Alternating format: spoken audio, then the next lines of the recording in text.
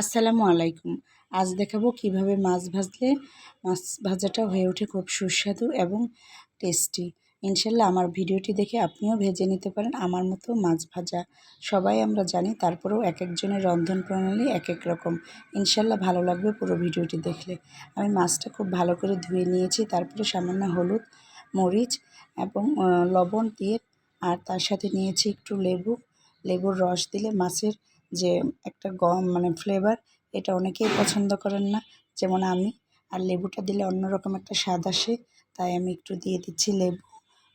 তার সাথে দিব একটু চালের গুঁড়ো। আমরা অনেকেই মাছ ভেজে রাখি, অল্প সময়ের মধ্যে মাছটা নরম হয়ে যায়।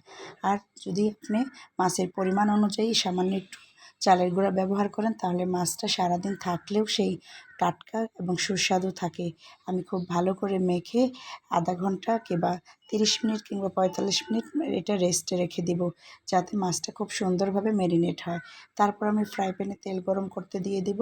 তেল গরম করতে দিয়ে আমি মাছগুলি প্রথমে হালকা মিডিয়াম চাপে আঁচে দিব, তারপরে আস্তে আস্তে আমি মাছগুলি ভেজে নিব, এবং অবশ্যই মিডিয়াম আঁচে মাছগুলি ভাজতে হবে। আমার সবগুলি মাছ ভাজা হয়ে গেছে, একটু বেরেস্তাও দিয়ে দিলাম। আর ডেকোরেশনটা এটা আপনার মনের মতো করে করবেন। ইনশাল্লাহ আমার পুরো ভিডিওটি দেখে মাছটা ভেজে খেয়েই দেখেন কেমন লাগে। আশা করি ভালো লাগবে। সবার সুস্থতা কামনা করি। সবাই ভালো থাকবেন। আল্লাহ হাফেজ।